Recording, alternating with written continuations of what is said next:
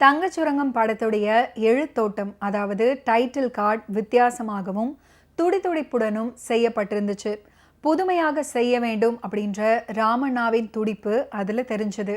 நாள் முழுக்க பேசிவிட்டு இரவில் சிவாஜி அவர்களை தூங்க போக சொல்லும் அம்மாவிடம் சிவாஜி ஒரு கேள்வி கேட்பாரு. அம்மா, நானும் காலையிலிருந்து பார்த்துக்கிட்டே இருக்கேன். மகனை பார்த்த சந்தோஷத்தில் எல்லா விஷயத்தையும் பற்றி விவரமாக பேசுனீங்க. ஒரு பெண்ணுக்கு மகன் எப்படி முக்கியமோ அதுபோல கணவனும் முக்கியம் அல்லவா? அப்பாவை பற்றி ஒரு வார்த்தை கூட சொல்லலையே, ஏம்மா? மகனின் இந்த கேள்வியில அதிர்ச்சியில் உறைந்து போவாங்க வரலட்சுமி. எப்படி சொல்ல முடியும்? சொல்வது போலவா நடந்து கொண்டார் அவர். ராஜன், இப்போ என்னை எதுவும் கேட்காதே, சமயம் வரும்போது நானே சொல்றேன் அப்படின்னு சமாதானப்படுத்துவாங்க. ஆனால் அவர் சொன்ன அந்த சமயம் எவ்வளவு தர்ம சங்கடமான இக்கட்டான சமயமாக அமையும் அப்படின்னு அவர் நினைச்சே பார்த்துருக்க மாட்டாரு.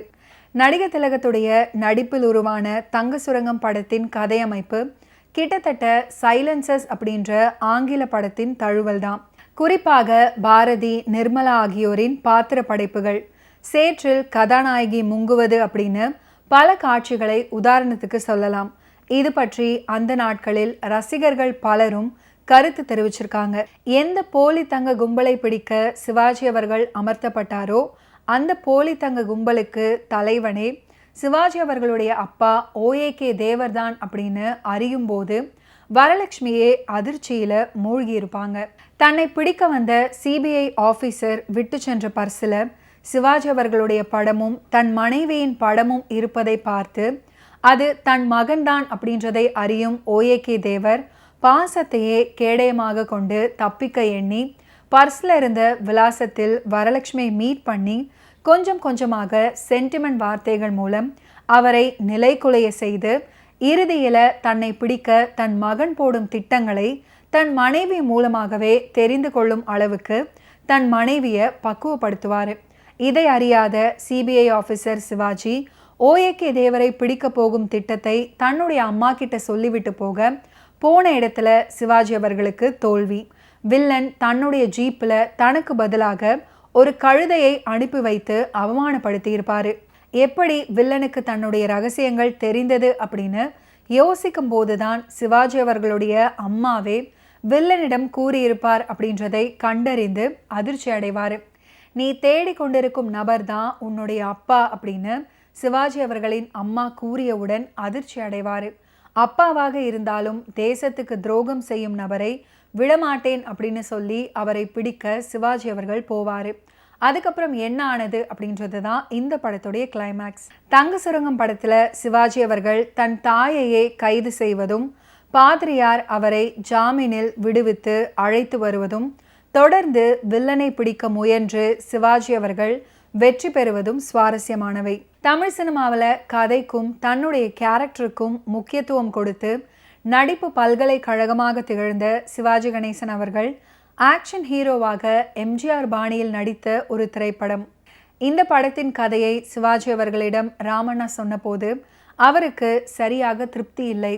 நான் கதைக்கும் நடிப்புக்கும் முக்கியத்துவம் கொடுக்கும் படங்களில் தான் நடிப்பேன். இந்த படம் அண்ணன் MGR நடிக்க வேண்டிய படம். கதை அவருக்கு தான் சரியாக வரும். அவர் போலீஸ் அதிகாரியாக வந்து குற்றவாளிகளை கைது பண்ணா சரியாக இருக்கும். நான் அப்படி பண்ணா என் ரசிகர்கள் ஏற்றுக்கொள்ள மாட்டார்கள். அதனால் இந்த கதையை அண்ணன் MGRிடம் சொல்லுங்கள் அப்படின்னு சொல்லி அனுப்பி வச்சிருக்காரு. சிவாஜி அவர்களின் பேச்சை கேட்காத ராமண்ணா, இந்த படத்தில் நீங்கள் நடித்தா உங்களுடைய சினிமா வாழ்க்கை அடுத்த கட்டத்துக்கு ஆக்ஷன் ஹீரோவாக மாறும். கதை எப்படி இருந்தாலும் அதை இயக்குனர் கையாளும் விதத்தில் தான் வெற்றி தோல்வி இருக்குது. நீங்கள் நடிங்கள் அப்படின்னு சமாதானப்படுத்தி சிவாஜி அவர்களை தங்க சுரங்கம் படத்தில் நடிக்க வச்சிருக்காரு TR ராமண்ணா.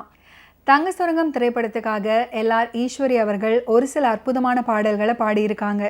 அதில் ஒரு ஃபென்டாஸ்டிக்கான பாட்டு தான் நதியே மதுவானால் அப்படின்னு தொடங்கக்கூடிய பாடல். இந்த பாடலுக்கு உண்டான வரிகளை கண்ணதாசன் அவர்கள் எழுதியிருந்தார். தங்க சுரங்கம் படம் திரையரங்குகளில் வெளியாகி மிகப்பெரிய வெற்றியை பெற்றது. தயாரிப்பாளருக்கு மிகப்பெரிய லாபத்தையும் பெற்று கொடுத்தது. நடிகர் திலகம் நடிப்பில் தங்கச்சுரங்கம் அப்படின்னா அவருடைய படங்களின் வெளியீட்டாளருக்கு தங்கச்சுரங்கம் அப்படின்றதில் சந்தேகமில்லை. சென்னை மகாலட்சுமி தியேட்டர்ல பொதுமக்களின் மகத்தான ஆதரவை பெற்று வசூலையும் அள்ளியது இந்த திரைப்படம். முதல் 3 நாட்களில் வெறும் 6 காட்சிகளில் படத்தை கண்டு களித்தவர்கள் 2000 2100க்கு அதிகம். மொத்தம் வசூல் ரூபாய் 55,000க்கு அதிகம். 6 காட்சிகளில் 500,000 தாண்டுவது அப்படின்றது பெரிய வெற்றி. இதில் குறிப்பிட வேண்டிய முக்கிய விஷயம் என்னவென்றால், மகாலட்சுமியில் வெளியாகி வசூலை குவித்தது. அதுக்கப்புறம் மீண்டும் ஒரு சிறிய இடைவெளியை நிரப்ப அதே மகாலட்சுமியில் திரையிடப்பட்டது. இப்போது மீண்டும் வெளியாகி சாதனை படைத்தது. அதுதானே நம்முடைய நடிகர் திலகத்தின் box office power. Okay viewers, இன்னைக்கு நிகழ்ச்சியில் நடிகர் திலகம் சிவாஜி கணேசன் அவர்களுடைய ஃபிலிம் கெரியரில் நடந்த பல இன்ட்ரெஸ்டிங்கான விஷயங்களை நீங்கள் பார்த்து தெரிஞ்சிருப்பீங்க. மீண்டும் அடுத்தடுத்த எபிசோட்ஸில் சந்திப்போம். நன்றி, வணக்கம்.